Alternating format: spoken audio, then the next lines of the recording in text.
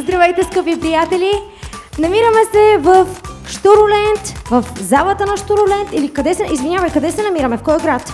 Град Казанлък. Добре, община Казанлък, област? Не. Област не. И също така ни е много какво? Улица Славянска. Улица Славянска ни е много 9. Така, това е втори епизод на нашето мини-мега шоу за големи, малки, огромни, чудовищни таланти! Моля, покажете най-талантливата си усмивка. О, и аз се включвам тук. И така, започваме с нашите въпроси. В първи кръг задаваме най-обикновени екзистенциални въпроси, защото децата много по-добре от нас... Моля? Защото децата много по-добре от нас знаят как се прави. И така, поставете ръка върху бутона. Не натискайте, докато не чуете въпроса. Първият въпрос е: на колко години си? На 9. На 6. На 11. Как се казваш? Преслав. Жани. Марчин. Добре, а знаеш ли защо се казваш така, както се казваш? Не. Не знам. Аз съм бога на войната. Това е богът на войната. Аплодисменти за него. Така, естествено, че ще минем през този банален въпрос, но всъщност готин е за вас. И то е: каква мечтаеш да станеш, когато пораснеш? Може ли да не ме стряскате? Много сте бързи. Добре, слушам. Полицай. И защо? Защото искам да фащам крадци, ако някой не слуша. Добре. А какво означава някой да не слуша? Да бие, да обвинява, такива работи. Да бие и да обвинява. Моля, не бийте и не обвинявайте. Ще дойда. Защото Преско ще дойде и не само в сънищата ви. И какво? О, това няма да го записваме. Така, Жани, каква искаш да станеш, когато пораснеш? Да работя в община Казанлък. Община Казанлък. И като каква искаш да работиш там? Не знам. Като мама? Да. Добре, пожелавам ти го, щом го искаш. Ако го искаш след 5, 10, 15, 20 години, пак ще стане, нали? Да. Добре. Така, Марти, ти си готов, виждам те. Между другото, вярвам, че знам какво ще кажеш, но да видим. Искам да стана актьор. Актьор, дами и господа. А защо искаш да станеш актьор? Защото искам да вдъхвам смелост на хората и те да се опитват същото.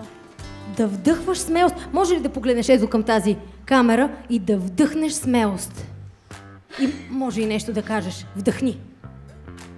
Опитвайте се и правете действия. Действайте! Я кажете всички, действайте! Действайте! Действайте! Това е пътят към успеха! Действайте! Не говорете празни приказки, а Го правете! правете го! Не плямпайте, не пейте! Защо да не пеят? Нека да си пеят, а? Добре, млъквам. Така, и следващия въпрос е: кое е нещото, което може да ядеш цял живот и да не ти писа? Ти беше първи, гладен ли си? Спагети! Спагети. На моята рецепта. Твоята рецепта, кое е специалното на твоята рецепта? Ами, че вдъхва въображение. Вдъхва въображение. Значи, действайте, вдъхвайте въображение и яще спагети. Добре, благодаря ти. Да чуем. Крилца. О, крилца! От теле ли? Телешки крилца. Да. Обичам телешки крилца. Добре, а какво им слагаш на твоите? Лимон. Лимон върху телешки крилца. Ти обичаш ли телешки крилца? Обичам, обаче и най-любимото ми е пържени картофки с сирене! Пържени картофи за сирене. Добре, благодаря ви. Хареса ли ви този въпрос? Да. И на мене. Така, следващия въпрос е: какво предпочиташ? Да летиш или да знаеш всичко? Да летиш. Да учиш. Да знаеш всичко, нали така? Да. И двете. Добре. Да знаеш всичко. Добре. Следващия въпрос е: вау! Кое е най-важното нещо на планетата? Природата. Водата и всичко друго. Природата и водата и всичко друго. Добре. Окей, на този отговор давам половин точка. Но добре. Слушам. Земята. Кое е най-важното нещо за теб? Ами, аз съм си най-важното. Кое е най-важното нещо за планетата Земя? Ами, Земята. Приема се 10 точки. Водата. Водата, храната. Жани спечели най-много точки, съжалявам. Женска солидарност не е женска солидарност. И така, този въпрос е въпрос за 1 милион точки. И той е: как според теб ще изглежда светът след 20 години? Ненормален. Ненормален! Защо мислиш така? Защото всички ще поудеят и направо не знам какво ще стане. Ама защо мислиш, че ще поудеят? Има ли начин да се измъкнем от тази ситуация? Няма. Няма начин. Така ще поудея. Защо? Защо мислиш? Къде се корени проблема в това полудяване? Жани, чакай, Марци, ти беше първи. Слушам. Ами, според мен след 20 години технологията ще се е много развила и ChatGPT ще насъвземе и технологията. И сега вместо аз да съм жив човек, който ти задава въпроси, някакъв робот дъра. Какъв би бил животът след 20 години? Ами, ще бъде хубав горе-долу и направих робот. Това ми звучи малко тъжно. Жани, кажи нещо по-оптимистично. Какъв според теб би бил светът след 20 години? Нормален си, както си е сега. О, нормален! Как мислиш, че ще го задържим? Ще успеем ли да го задържим такъв нормален? Да. А какво трябва да правим, за да остане светът нормален? Не знам. Моля те, кажи едно нещо, което трябва да правим, за да сме нормални. Да го пазим. Да пазим светът. Ами това е страхотно послание, нали? Също като станем големи, например, да си пазим детето в себе си.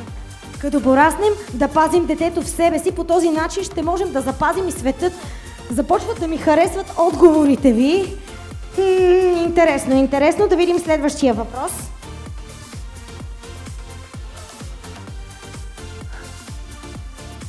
Ако можеш да живееш в къщичка на дърво или голям замък, кое ще избереш? Къщичка на дърво. Къщичка на дърво. Къщичка на дърво. О, толкова ми хареса, че и тримата отговорихте така. Добре, благодаря ви. Как би описал себе си с една дума? Умен. Красив. Красива. Харесва ми, че имате положителна самооценка. Кой е любимият ти семейен празник и защо? Мен любимия ми семейен празник е Коледа, защото тогава украсяваме хата и всички се събираме на трапезата. Зима. Зимата ти е любимия сезон. А празник? Може зимата да ти е любимия празник. Всеки ден от зимата е празник, нали? На детето празника. Деня на детето, а пък ако деня на детето е през зимата, сигурно щеше да ти е най-готино. Да. Не са го измислили. Слушам те. Бъдни вечер. Бъдни вечер. Добре, благодаря. Така, искам да ви попитам, кое е най-смешното нещо, което някога ви се е случвало? На мен най-смешното ми нещо, което ми се е случвало е когато съм виждал клона на циркове. Клоуна в цирка ти е най-смешното нещо. Добре, аз мисля, че мога да съм по-смешна от един клоун, ама добре. добре. Снежен човек. Снежният човек ти е най-смешното нещо. Това е смешен снежен човек. Смешен снежен. Добре. На мен някой, например, като са хлъзни, ми става смешно. Някой като са хлъзни и на мен ми става смешно. Добре, съгласна съм. Искам да ви попитам този въпрос. Марти, бързо излез на сцената. Кое те прави уникален? Да съм умен. Това, че си умен, добре. След сцената, което беше груба грешка от моя страна, да ме прощава господина с микрофона. Така, Жани, кое те прави уникална? Защото съм умна. И ти, защото си умна. Тук пръщим от ум. Преско, тебе кое те прави, Преско, уникален? Забавлението. Това, че си човек, който умее да се забавлява, нали? Да. Потвърждавам. Имам още няколко въпроса за вас, но знам, че някой бърза да се гмурка, бърза за плуване. Така че мога да скъся малко въпросите и все пак ще ви попитам: кой е най-щастливия ден в живота ти?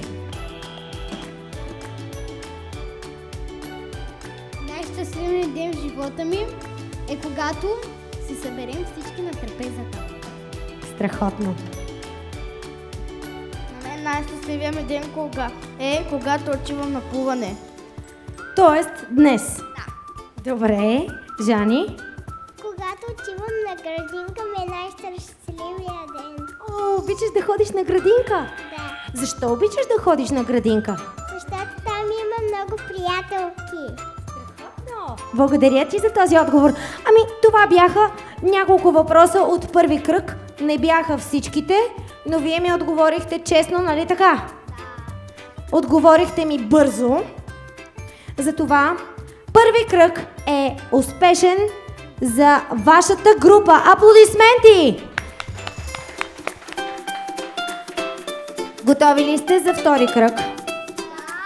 Втори кръг ще бъде един кръг, в който раздавам карти, на които има най-различни рисунки. Вашата задача е свързана с бързина и въображение. Ще трябва да измислите история по тези карти. Абсолютно на случайен принцип ще ви раздам картите сега.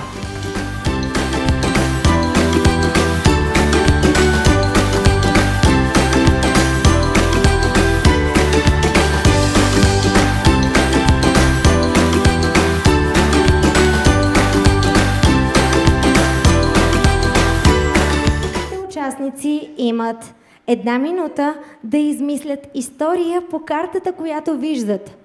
Ако нашите участници не се досещат за история, то могат да измислят просто заглавие. Но аз мисля, че всички и тримата сте достатъчно умни, бързи и с въображение. Имате 1 минута.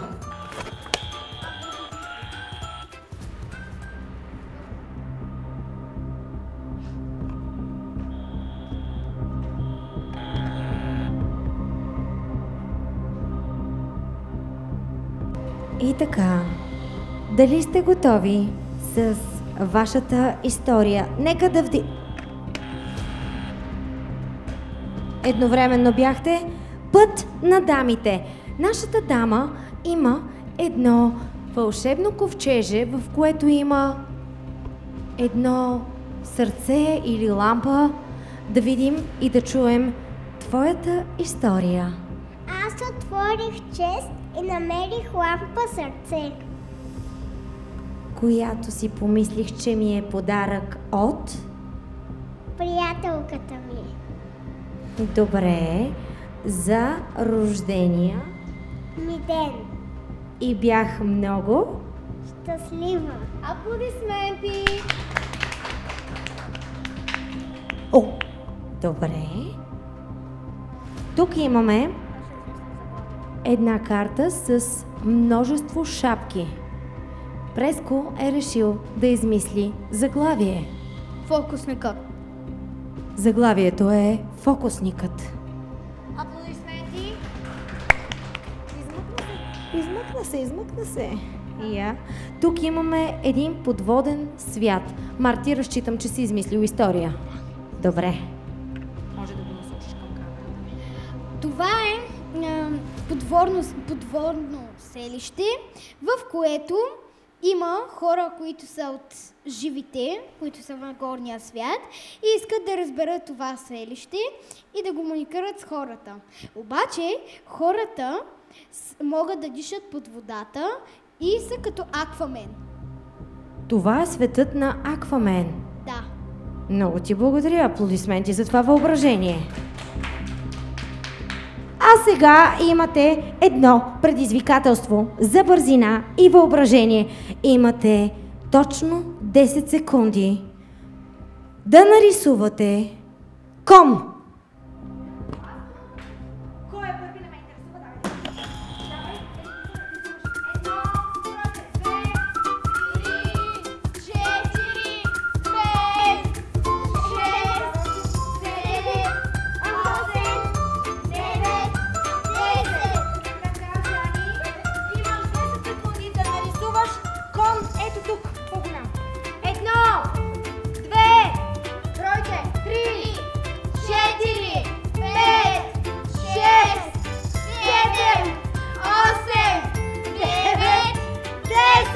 Добре, браво! 10 секунди да нарисуваш кон. 1, 2, 3, 4, 5, 6, 7, 8, 9 и стоп! На Марти е най-хубаво. Искам да попитам, колко точки получава Преско от 1 до 10? Нула. Ей, какво не мога да рисувам? Колко точки получава Жани?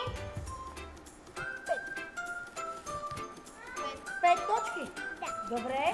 Колко точки получава Марти? 10.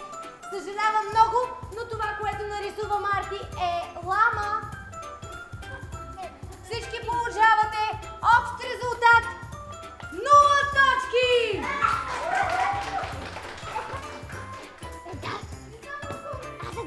Приятели, това беше кръгът шега. А сега е време за един кръг, който никак, ама никак не е шега. Готови ли сте за трети кръг? Да! Трети кръг. Я да ми кажете... Само, какво е това, върху което съм стъпила? Сцена! Сцена! Велика сцена! А готови ли сте велико да я покорите? Добре, вземете си своите 20 секунди подготовка, след което ще преценим кой да бъде първи, втори, трети. И така, Преско, какво ще изпълниш? Стихотворение. Ами, ти си. Няма да ти казвам с най-силния глас, защото най-силния глас къде ти е?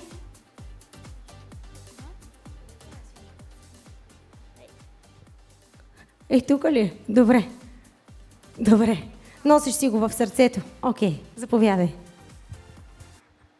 Аз съм българче. Аз съм българче и силна майка мене е родила. С хубост и бъга обилна, моята родина е мила. Аз съм българче, обичам нашите планини зелени. Българен да се наричам, първа радост е за мене. Аз съм българче и свободно, в край свободен аз живея. Всичко българско и родно, любитача и милея. Аз съм българче и расна в дни велики славно време. Син съм на семя прекрасна, син съм на юнашко племе.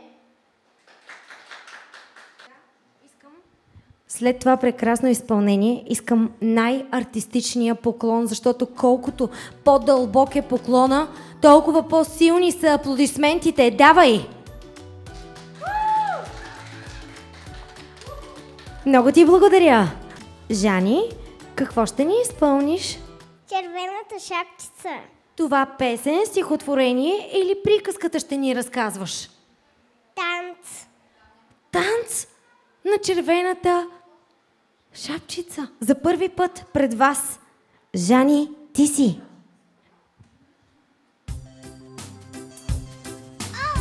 А какво не прави?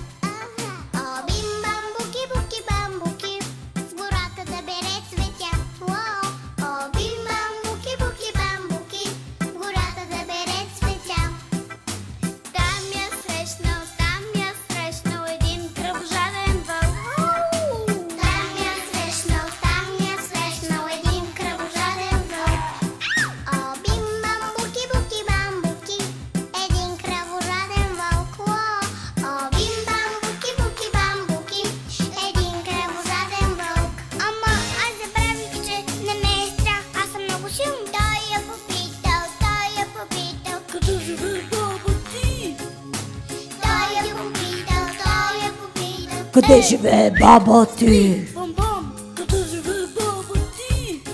О, бим бам буки буки бамбуки. Къде живее баба ти? О, бим бам буки буки бамбуки. Къде живее баба ти? Баба ми живее на края на горичката. Баба ми живее на края на горичката. О, бим бам буки буки бамбуки. На края на горичката. Уау! О, бим бам буки буки бамбуки. На края на горичката. Уау!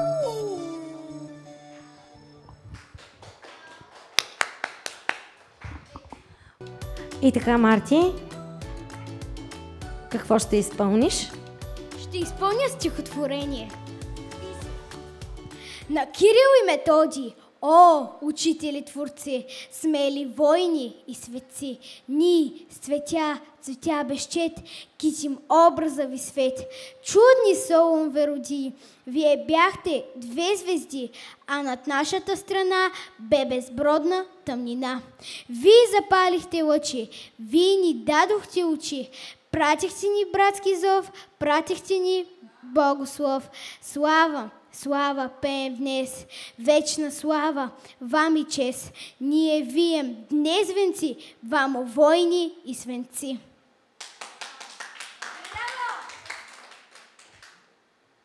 Марти, актьор, да си позволи един лапсус е гениално. Обикновено си позволяваме около 10, така че за толкова много думи един лапсус.